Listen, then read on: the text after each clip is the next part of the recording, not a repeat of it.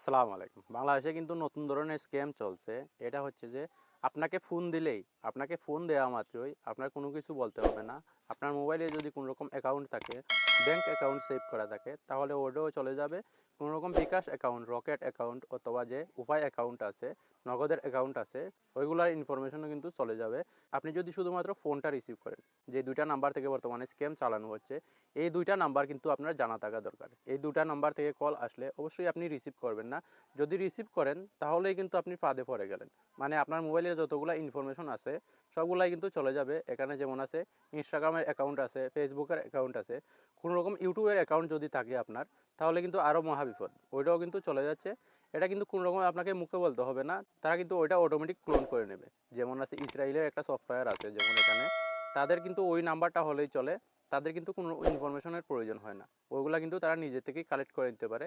আপনার যে নাম্বারটা আছে ওই নাম্বারটা শুধুমাত্র ওদের প্রয়োজন। কোনো রকম কল দেওয়ার প্রয়োজন হচ্ছে না, কোনো লিঙ্ক পাঠানোর প্রয়োজন হচ্ছে না, কোনো কিছুই পাঠানোর প্রয়োজন হচ্ছে না। ইসরায়েলের যে সফটওয়্যারটা আছে ওইটার কথা আমি বলতেছি।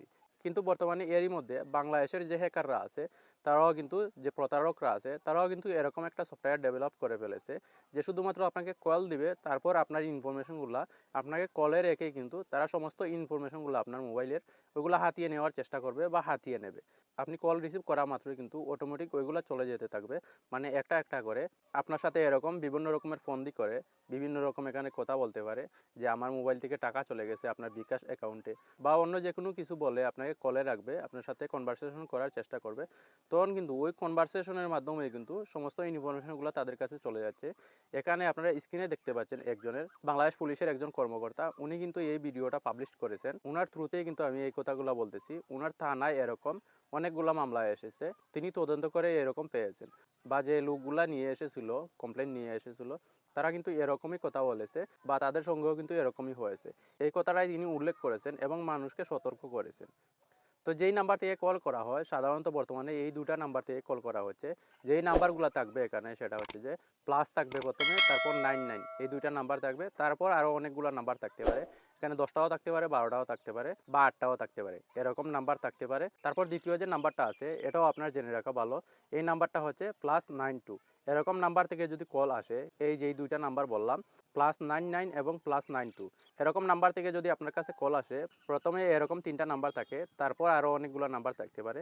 এরকম নাম্বার থেকে যদি কল আসে তাহলে অবশ্যই আপনারা রিসিভ করবেন না। যদি রিসিভ করেন তাহলে কিন্তু বিপদে পড়ে যেতে পারেন। তো আপনার পার্শ্ববর্তী যারা আছেন, আপনার আশেপাশে যারা আছেন, তাদেরকে অবশ্যই সতর্ক করে দিবেন। কারণ অনেকের মোবাইলে কিন্তু বর্তমানে বিকাশ অথবা নগদের অ্যাকাউন্ট থাকে, অনেকের অ্যাকাউন্টে এরকম টাকাও থাকে।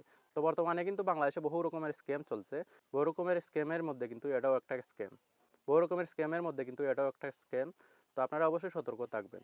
আরও অনেক ধরনের প্রতারণা চলছে। আপনি অবশ্যই যে আপনার বিকাশের পিনটা আছে অথবা ওটিপি যেটা আছে, ওটা কারোর সাথে শেয়ার করবেন না। ওটা কিন্তু মেসেজের মধ্যেই লেখা থাকে। বিশেষ করে বাংলাদেশে যারা দোকানি আছেন, এরকম বিকাশ অথবা নগদ অ্যাকাউন্ট পরিচালনা করেন, ক্যাশ আউট করে থাকেন, তারা অবশ্যই বিশেষ করে এই জিনিসটা খেয়াল করবেন এবং আপনার আশেপাশের মানুষ যে আছে তাদেরকেও সতর্ক করে দিবেন। দোকানি অথবা পাবলিক যারা আছে তাদেরকে সতর্ক করে দেওয়ার চেষ্টা করবেন। পারলে ভিডিওটা শেয়ার করে দিতে পারেন।